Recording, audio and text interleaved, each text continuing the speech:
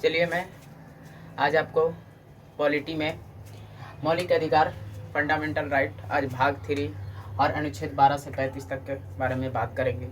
ये वीडियो मौलिक अधिकार यानी सभी के लिए है। मौलिक अधिकार जो अमेरिका के संविधान से लिया गया है। मौलिक अधिकार कहाँ से लिया गया है? एक क्वेश्चन पूछता है ग्रुप डी में, कहाँ से लिया गया है? तो अमेरिका के संविधान से लिया गया है। हम भारत का संविधान विश्व में सबसे बड़ा संविधान और लिखित संविधान है। आप इस बात को ध्यान रखेंगे। मैंने इससे पॉलिटी का पार्ट 2 पार्ट 1 इससे पहले वीडियो अपलोड कर चुका हूँ। इंडियन कॉन्स्टिट्यूशन पे भी वीडियो अपलोड कर चुका हूँ। प्लेलिस्ट में आप जाकर देख सकते हैं। मैं पूरा संविधान को पढ़ाया हूँ, पूरा विस्तार पूर्वक वर्णन किया हूँ। आज मैं आपके सामने भाग 3 अनुच्छेद 12 से 35 तक बात करूँगा। थोड़े आप इसको फंडामेंटल राइट जानेंगे।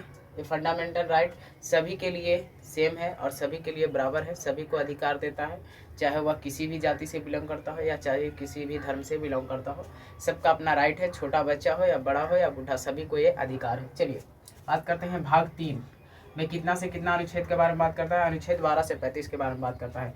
मौलिक अधिकार विचारधारा अमेरिका के संविधान से लिया गया है। ग्रुप डी में एक क्वेश्चन बहुत बार रिपीटेड पूछता है। मौलिक अधिकार की विचारधारा अमेरिका से लिया गया है। मौलिक अधिकारों का उल्लंघन होने पर अनुच्छेद 32 के अनुसार, किसके अनुसार? अनुच्छेद 32 मैं बताऊंगा, क्योंकि अनुच्छेद 12 से 35 तक के है मौलिक अधिकार, तो 32 इसी के अधिकार के अंदर आता है। तो अनुच्छेद 32 के अनुसार सर्वोच्च न्यायालय तथा अनुच्छेद 226 के अनुसार उच्च न्यायालय में जा सकते हैं। पूछेगा कि उच्च न्यायालय में जाने के लिए किस अधिकार, कौन से अनुच्छेद में हमें अधिकार देता है? तो अनुच्छेद 226 के अनुसार हम उच्च न्यायालय में जा सकते हैं। अनुच्छेद 32 के अनुसार हम सर्वोच्च न्यायालय में जा सकते हैं। तो आपसे पूछेगा सर्वोच्च न्यायालय में जाने के लिए किस अनुच्छेद की जरूरत पड़ती है? हमारे मौलिक अधिकार को अगर सुधारना हो तो अनुच्छेद 32 के अनुसार। अगर हमारे साथ किसी तरह का छेड़खानी हो रहा है तो मौलिक अधिकार सभी व्यक्तियों के लिए जरूरत है, क्योंकि रोजगार, शिक्षा, हमें रहने के लिए, ये सब चीज़ मौलिक अधिकार के अंदर आते हैं। चलिए 26 जनवरी 1950 के समय ये अधिकार हमारे साथ कितने थे? 7 थे। मौलिक अधिकार हमारे साथ कितने थे? 7 थे। लेकिन अभी कितने हो गए हैं? 6 हो गए हैं, क्योंकि 44वें संशोधन के अनुसार 1978 में जो हमारा संपत्ति का अधिकार था उसे छीन लिया गया, यानी उसे निकाल दिया गया हमारे मौलिक अधिकार से, क्योंकि संपत्ति का अधिकार अब उसी को कानूनी अधिकार बना दिया गया। ये क्वेश्चन बहुत बार ग्रुप डी में रिपीटेड है कि एसएससी में भी पूछा हुआ है कि 1978 में कौन सा संशोधन हुआ था? तो 44वें संविधान संशोधन कब हुआ था? 1978 में, जिसमें कानूनी अधिकार बना दिया गया था। किसको? संपत्ति के अधिकार को कानूनी अधिकार बना दिया गया था, क्योंकि हम लोग का जो पास जो भी संपत्ति रहता है उस पर कानून का हक होता है, क्योंकि वो टैक्स लगाता है। लेकिन हमारी शिक्षा पर टैक्स नहीं लगा पाता, क्योंकि हमारी शिक्षा हमारा मौलिक अधिकार है, हमारा रोजगार हमारा मौलिक अधिकार है, हमें कोई शोषण न करे, सब हमारा मौलिक अधिकार है। चलिए तो मौलिक अधिकार कितने बच गए? 6, क्योंकि हमारा संपत्ति का अधिकार छीन लिया गया।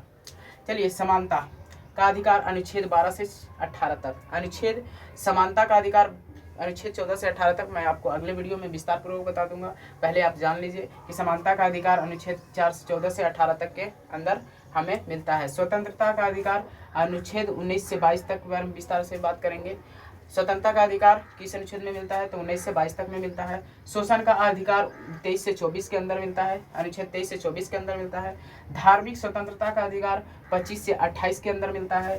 शिक्षा और संस्कृति का अधिकार 29 से 30 के अंदर मिलता है। और संवैधानिक उपचारों का अधिकार अनुच्छेद 32 के अंदर मिलता है। इस संवैधानिक उपचारों का अधिकार अनुच्छेद 32 के अनुसार हम सर्वोच्च न्यायालय में जाते हैं। एक क्वेश्चन पूछा है कि संवैधानिक उपचारों का अधिकार 32 में जो दिया गया है वो कहाँ जाने का है? सर्वोच्च न्यायालय, क्योंकि हमारा मौलिक अधिकार की सुरक्षा कौन रखता है? हमारा सर्वोच्च न्यायालय। अगर हमें कुछ होता है, हमारे किसी तरह हमारे मौलिक अधिकार में अगर हनन होता है तो हम अनुच्छेद 32 के अनुसार सर्वोच्च न्यायालय में जाकर अपनी मांग को योग कर सकते हैं, और उसे पूरा करवाने के लिए हम अपने सर्वोच्च न्यायालय में जाकर अपने दरवाजा को ठकठकाकर उसे आवाज़ देंगे, और वो हमारे सर्वोच्च न्यायालय में जाने के बाद हमें वो क्या करेगा? हमारे अधिकार को वापस देगा।